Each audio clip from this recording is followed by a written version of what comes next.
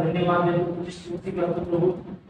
आजचा हा नवीन दिवस तू आम्हाला दिला आणि तुझी कृपा आमच्यावर भल्या प्रकारे झाली, त्याबद्दल तुझी स्तुती आणि आभार मानतो प्रभू। यावेळेस तुझ्या वचनातून जे वचनाचं रहस्य समजून घेणार आहोत आणि प्रभू त्या देवचा आज आमच्याशी काय बोलत आहे आणि तुझ्या वचनातून आज आम्हाला काय बोलत आहे हे जाणून घेत असताना प्रभू पवित्र आत्म्याचं मार्गदर्शन तू आम्हाला कर आणि दररोज प्रभू आम्ही तुझ्या कृपेत चालावं, दररोज प्रभू आम्ही तुला आवडेल असं जीवन जगावं अशी तुझी इच्छा आहे।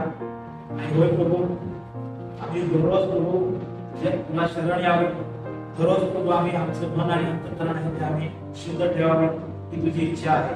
कारण प्रभू तो अंतर्याम देव आहे आणि प्रभू त्या तू आम्हाला नेहमी प्रभू तुझ्या मार्गदर्शनाने चालवतो आणि तुझी इच्छा आहे की आम्ही प्रभू तू ज्या ठिकाणी आहे त्या ठिकाणी आम्ही असावं, यासाठी प्रभू तू आम्हाला या पृथ्वीत धरावं। रोज प्रभू तू आम्हाला विविध गोष्टी शिकवतो आणि तुझ्या मार्गे चालण्याची प्रेरणा देतो। या सर्व गोष्टीबद्दल आम्ही तुझी स्तुती करतो, तू दिलेल्या कारणाबद्दल प्रभू आम्ही तुझी स्तुती करतो। पुढील सर्व वेळ प्रभू आम्ही तुझ्या हातात देतो। ही प्रार्थना प्रवेश करणाऱ्याच्या मुलाने सर्वश्रेष्ठ नावात मागतो, आमेन। तर आपण हा जो शास्त्रलेख भाग वाचून घेतला, याच्यामध्ये आपण पक्षघाती माणसाबद्दल आणि बऱ्याचदा आपण याच्यामध्ये जो चमत्कार झालेला आहे त्याच्याकडे आपण फारच गंभीरपणे आपण त्याच्याकडे बघतो, परंतु याच्यामध्ये एक अशी गोष्ट आहे ज्या गोष्टीकडे बऱ्याचदा आपण त्याच्यावर लक्ष केंद्रित करतो। आज आपण या ठिकाणी तेच आपण बघणार आहोत। बायबल पाहण्याच्या पद्धतीनुसार हे सगळं प्रिपरेशन केलेलं आहे। तर माझे संदेश वाक्य आहे ते हे आहे की येशू हाच देव आहे, तो आपले पापमय अंतर्यान बाळगतो व आपल्या पापांची क्षमा करतो, याला आपण शरण आणि आपण हा जो भाग वाचून घेतला त्याच्यामध्ये जेव्हा आपण बघतो सुरुवातीचे जे वचन आहे त्याच्यामध्ये काही दिवसांनी असं म्हटलं आहे, ते याच्या अगोदर काहीतरी झालेलं आहे आणि अगोदरचा जो शास्त्र भाग आहे त्याच्यामध्ये जेव्हा आपण वाचतो त्यामध्ये आपण बाप्तिस्मा करणाऱ्या योजनेविषयी आपण बोलतो आणि तो पंचतापाचा बाप्तिस्मा करण्यासाठी लोकांना आवाहन करत होता आणि त्यानंतर येशूने आपली सेवा सुरू केली। त्याने देखील बाप्तिस्मा घेतला आणि येशूने आपली सेवा सुरू केली आणि देवराज्याची सुवार्ता तो लोकांना सांगत होता आणि सुवार्तेवर विश्वास ठेवा हे आव्हान करत होता। कारण काळाची पूर्णता ही येत आहे, झाली आहे असे येशूने सांगितले आणि पश्चाताप करा हे आव्हान येशूने केले। त्या ठिकाणी आपण बघतो की लोक येशू जवळ वेगवेगळ्या उद्देशाने येत होते। आता इथे पक्षघाती माणसाला 4 मित्रांनी आणलेला आणि त्याने देखील हा उद्देश त्यांच्या जीवनामध्ये ठेवला असेल की आमचा मित्र आजारी आहे, आजार दूर झाला पाहिजे आणि इथे स्पष्ट म्हटलेलं आहे त्यांचा विश्वास पाहा, त्यांचा विश्वास पाहा, त्या पक्षघाती माणसाचा विश्वास नव्हे परंतु त्याच्या मित्रांचा जो विश्वास आहे त्यांचा विश्वास पाहा। येशूने त्याच्या जीवनामध्ये कार्य करण्याची इच्छा दर्शवली। अनेक लोक आहेत आपल्या आसपास, अनेक लोक आहेत जे पापाच्या अंधकारामध्ये आहेत, त्यांना जो पापमय रोग आत्म्याचा तो लागलेला आहे, त्यांचं तारण झालेलं आहे। असे आसपास आपले बरेच लोक आहेत आणि त्यांना आपण येशूकडे आणण्यासाठी या लोकांनी खूपच खटपट मेहनत करून येशूकडे आले। अशा प्रकारे आपण आणू शकत नाही, परंतु आपण त्यांना जाऊन देवाची सुवार्ता आपण सांगू शकतो आणि येशू हाच देव आहे हे आपण त्यांना सांगू शकतो, येशू हाच तारणारा आहे हे आपण त्यांना सांगू शकतो। आणि महत्त्वाची गोष्ट याच्यामध्ये जे रिपिटेशन झालेलं आहे, रिपिटेशन 5व्या वचनामध्ये आहे आणि 7व्या वचनामध्ये आहे, 9व्या वचनामध्ये आहे आणि 10व्या वचनामध्ये आहे। कोणते आहेत रिपिटेशन? आपण निरीक्षण करतो नाही, निरीक्षण करताना आपण 4 गोष्टी बघतो त्याच्यामध्ये। आज्ञा आहे का, अजून आश्चर्य आहे का, अजून विरोधाभास आहे का, आणि पुनरुक्ती झालेली आहे. ही गोष्ट म्हणजे आपण बघत आहोत याच्यामध्ये रिपिटेशन झालेलं आहे. कोणत्या गोष्टीचं रिपिटेशन झालेलं आहे? पापांची क्षमा किती वेळा आला आहे? पापांची क्षमा, बरोबर सांगितलं. पापांची क्षमा, पापांची क्षमा म्हणजे ज्या गोष्टीचे रिपिटेशन होते त्याच्यावर भर दिलेला. आणि जेव्हा आपण या भागाकडे जेव्हा आपण बघतो तेव्हा आपण त्या पक्षपाती माणसाला देवाने शारीरिकरित्या बरं केलं याच्याकडे आपलं लक्ष केंद्रित आपण करतो या सगळ्या. आणि त्याला जो महामय रोग झाल्याच्या आत्म्याला तो देवाने बरा केला आणि त्याला आराम दिले, पापांची क्षमा त्याला दिली. या ठिकाणी यहुदी लोक होते आणि शास्त्रीय पुरुष नेहमीच येशूजवळ ते यासाठी यायचे, वेगवेगळ्या उद्देशाने लोक येशूजवळ येतात. काही लोक फक्त रोग बरे करण्याकरता, त्यांना त्याचा आजार पण दूर व्हावं आणि त्यांना आरोग्य मिळेल यासाठी. काही लोक येशूजवळ यासाठी येत होते की जसे शास्त्रीय आणि पुरुष आहे येशूची चूक शोधता यावी, त्याला पकडता यावं आणि त्याच्याशी वादविवाद करण्यासाठी. काही लोक खरंच पश्चाताप करण्यासाठी, पापाची क्षमा मिळवण्यासाठी, देवराज्याची सुवार्ता ऐकण्यासाठी. आणि काही लोक काहीतरी येशू अद्भुत कृत्य करत आहे, त्यांना स्वतःच्या जीवाला एक मनोरंजन देण्यासाठी काय येशू काय करत आहे, आज काय होते, चला जाऊया, आज काहीतरी स्पेशल होते. अशा प्रकारे वेगवेगळे लोक येशू जवळ येत. आता हे शास्त्रीय आणि पुरुषी जे लोक होते ते येशू जवळ यासाठी येत होते की येशू हा कुठे चुकतो. आणि हे त्यांच्या मनातले जे विचार आहेत ते विचार येशू ओळखले, अंतर्ज्ञानाने ओळखले. येशू आपल्या मनात काय चालत आहे, आपण मनामध्ये काय विचार करतो याच्या अगोदरच येशूला आपण काय विचार करणार आपल्या अंतर्यात आरोप करतो.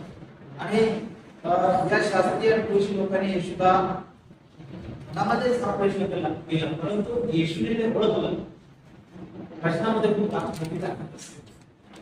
प्रश्न यासाठी विचारले जातात सगळ्यांची चूक दाखवण्यासाठी किंवा त्याच्याकडून काहीतरी अधिक जाणून घेण्यासाठी किंवा त्याच्याकडून उत्तर मिळवण्यासाठी प्रश्न विचारले, किंवा एखाद्या गोष्टीची माहिती नाही ती माहिती करून घेण्यासाठी प्रश्न.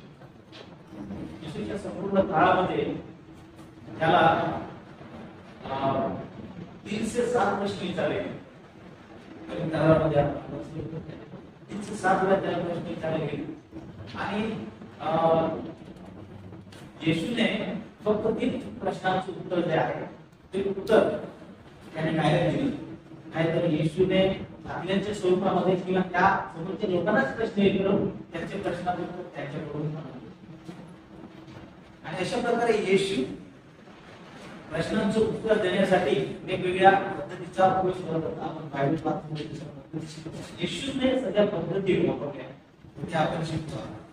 तर या ठिकाणी बायबलमध्ये मानवी हृदयाबद्दल जे सांगितलं आहे की मानवी हृदय हा एक नुसता एक शारीरिक अवयव नाही, तर त्याच्यामध्ये आपल्या विचार, भावना, इच्छाशक्ती आणि आपले नैतिक जे चारित्र्य आहे त्या नैतिक चारित्र्याचं एक माध्यम आहे. त्याच्यामुळे आपले सगळे विचार बाहेर पडतात.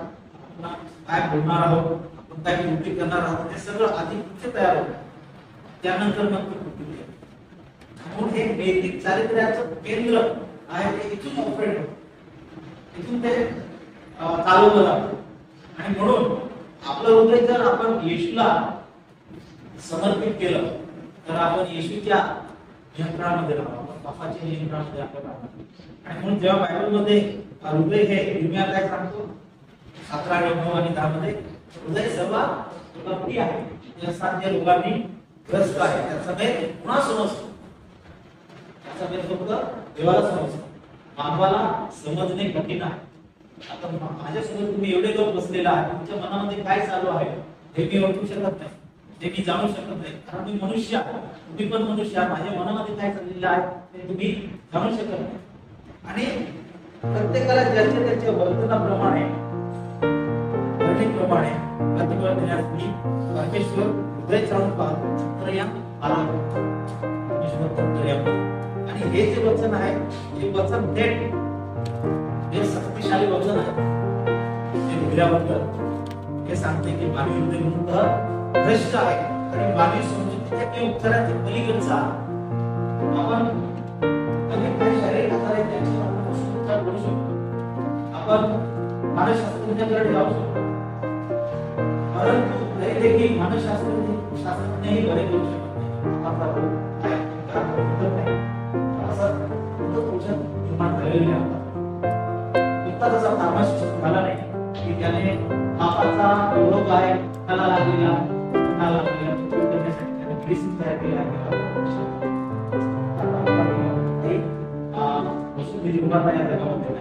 आणि फक्त येशू आपल्या म्हणून अनेक भाषांतरामध्ये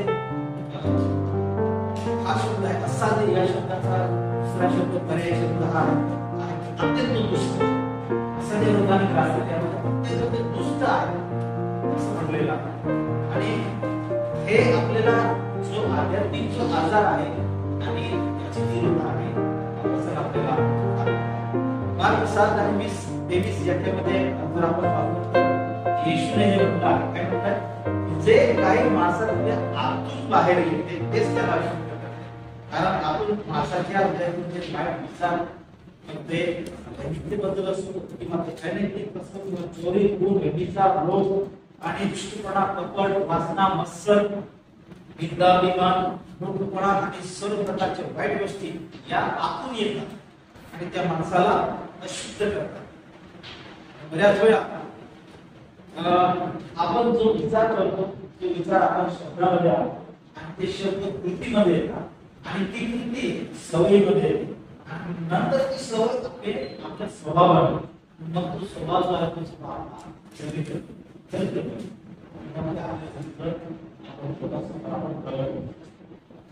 हे असं आपसुकच होत नाही. इथूनच त्याचं सुधार म्हणून आपले हृदय जे आहे आपण येशूच्या नियंत्रणामध्ये ठेवले.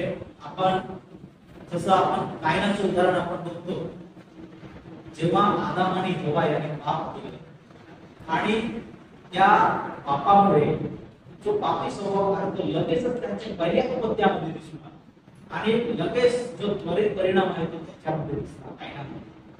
कायनाचं अर्पण जे होतं ते अयोग्य होतं किंवा ते चुकीचं होतं असं नव्हे, की तसं काहीच दिलेलं नाही.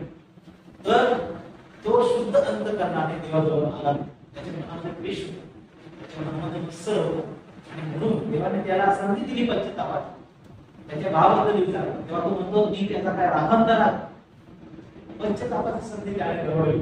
त्याने आपलं पाप कबूल केलं नाही आणि म्हणून देवाने त्याच्यावर दंड आणला, त्याला श्राप दिला. परत भूमीला शाप मिळाला. आता आणि हवाने पाप केलं तेव्हा मिळालं आणि परत काहींनी पाप केलं परत भूमीला शाप.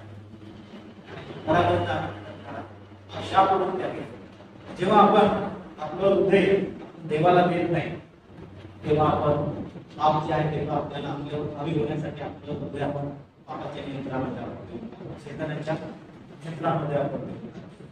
जेव्हा प्रत्येक स्थानामध्ये जेव्हा आपण बघतो तेव्हा नियमशास्त्र दिलं की लोकांनी पापातून मुक्त व्हावं. पण लोक काय करत ते पाप करत राहिले आणि अर्पण करत राहिले, पाप करत राहिले अर्पण करत राहिले. म्हणून शेवटचा उपाय म्हणून देवाने प्रभू ख्रिस्ताला पाठवलं आणि त्याच्या रक्ताच्या द्वारे आपल्याला तारण मिळालं. याच्याबद्दल जेव्हा आपण बघतो देवाला अनुताप झाला 6 आणि 5 मध्ये जेव्हा तुमच्या मनाची दृष्टी फार आहे, त्यांच्या मनात येणारे विचार सर्व कल्पना किंवा एकसारख्या वाईट असतात. वचन आपल्याला सांगतात हे परमेश्वराने पाहिले आणि हे जे वचन आहे ते जग प्रलय येण्यापूर्वी मनाच्या व्यापक भ्रष्ट हृदयाचं वर्णन करते, त्याला अधोरेखित करते आणि हृदय सतत वाईट विचारांनी हेतूचा स्रोत आहे हे आपल्याला इथे स्पष्टपणे सांगतो. आणि म्हणून आपण जेव्हा मार्ग याच्या 7व्या अध्यायात पुढे जसं आपण वाचत जाऊ त्याच्यामध्ये जेव्हा आपण बघतो की जे माणसाच्या बाहेर येते तेच माणसाला भ्रष्ट करतो असं 20 आणि 23 या वचनामध्ये म्हटलेलं आहे.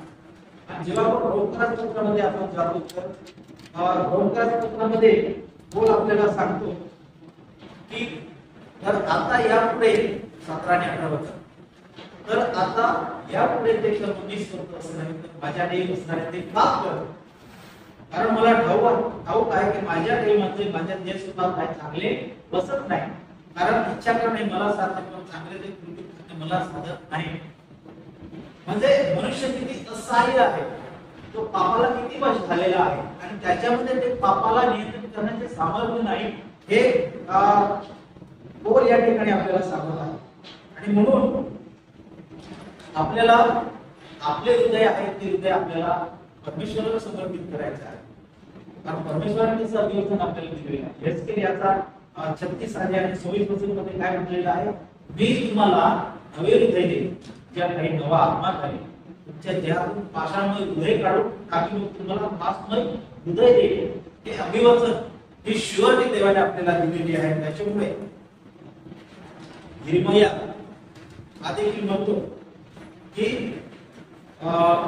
जो करार इस्रायलाशी परमेश्वर करणार आहे, तो करार परमेश्वर म्हणत आहे की मी आपले नियमशास्त्र त्यांच्या अंतर्यामी ठेवीन आणि मी ते त्यांच्या हृदय पटलावर लिहीन. मी त्यांचा देव होईल व ते माझे लोक होतील. परमेश्वर म्हणतो यापुढे कोणी आपल्या शेजाऱ्यास कोणी आपल्या परमेश्वराला बोलता असा बोध करणार नाही, कारण लहानापासून थोरापर्यंत ते सर्व मला ओळखतील. मी त्यांच्या अधर्माची क्षमा करीन, त्यांचं पाप यापुढे भरणार नाही. हे देवाने आपल्याला विवचन दिलेलं आहे. आणि जेव्हा पोल रोमकरांमध्ये म्हणतो की देह आणि आत्मा यांच्यामधला जो फरक आहे, तो फरक आपल्याला त्या ठिकाणी दाखवतो. आणि हृदयाशी संबंधित तो पात्र मानवी स्वभावाची सद्यस्थिती आणि वास्तविकता तो दाखवतो. आणि धडपड पापातून मुक्त होण्याची धडपड या ठिकाणी तो दाखवत आहे. आणि या गोष्टी सातत्याने आपल्याला वचनातून आपल्याला पाहाव्यास मिळतात की आपण स्वतंत्र, पण तसं या ठिकाणी हिरेमध्ये जे आश्वासन प्रभूने दिलेलं आहे की मी त्यांचे हृदय पटलावर लिहीन. म्हणजे त्याचं जे वचन आहे नियमशास्त्र ते तो आपल्या अंतर्यामध्ये ठेवणार. आपण पाप तेव्हा करणार आहे जेव्हा आपण देवाचं वचन आहे ते वचन आपल्या हृदयामध्ये आपण घेणार, आणि ते वचन आपल्याला नेहमी पवित्र आत्म्याच्या द्वारे आपल्याला ते चेतावणी देणार की मी जे करत आहे ते पाप आहे, तू जे करत आहे ते पाप आहे. आणि तेव्हा आपण पापाचे नियंत्रण करावं. या प्रकारे या पक्षघाती माणसाने येशूला आपलं हृदय दिलं आणि त्याने पश्चाताप केला. तेव्हा त्याचा जो आध्यात्मिक रोग आहे तो आधी येशूने त्याचा रोग जो आहे बरा केला. त्याचे रोग जो हृदय आहे त्याच्यावर येशूने उपचार केला आधी, आणि त्यानंतर त्याचा जो पक्षघात आहे त्याच्यावर येशूने उपचार केला. त्याला म्हटलं तू आपली कामगिरी चालव.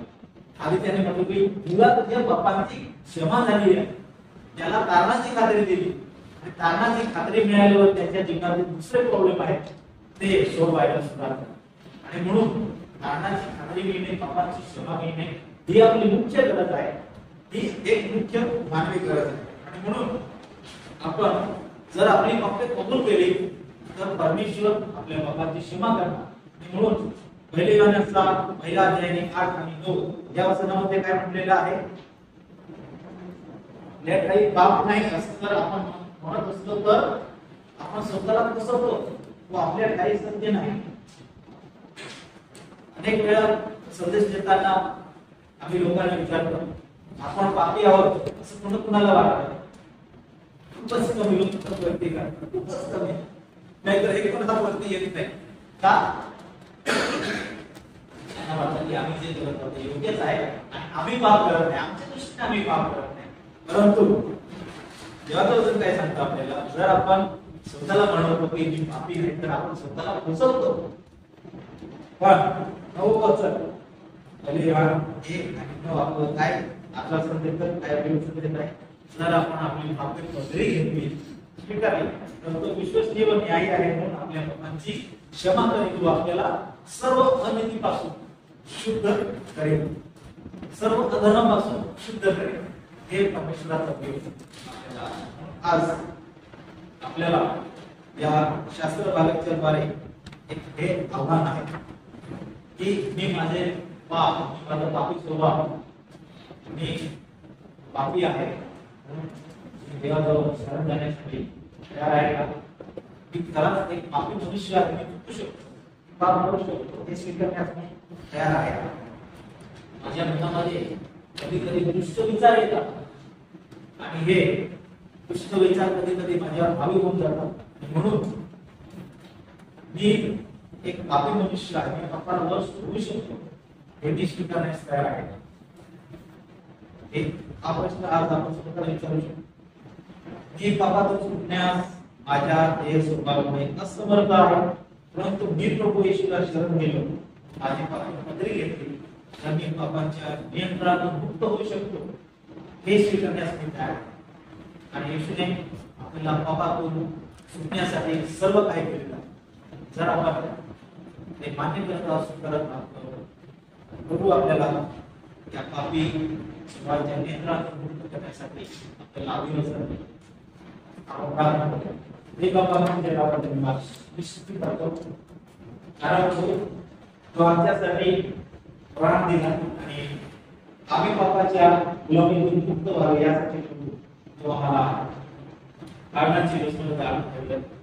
आणि आमची पापे किती रक्तासारखी लाल असली तरी देखील प्रभू तू आम्हाला विवसन दिलेलं आहे की ती रक्तासारखी पांढरी शुद्ध प्रवृत्ती करणार आणि आमच्या पापावर प्रभू तू पाठवून काढणार.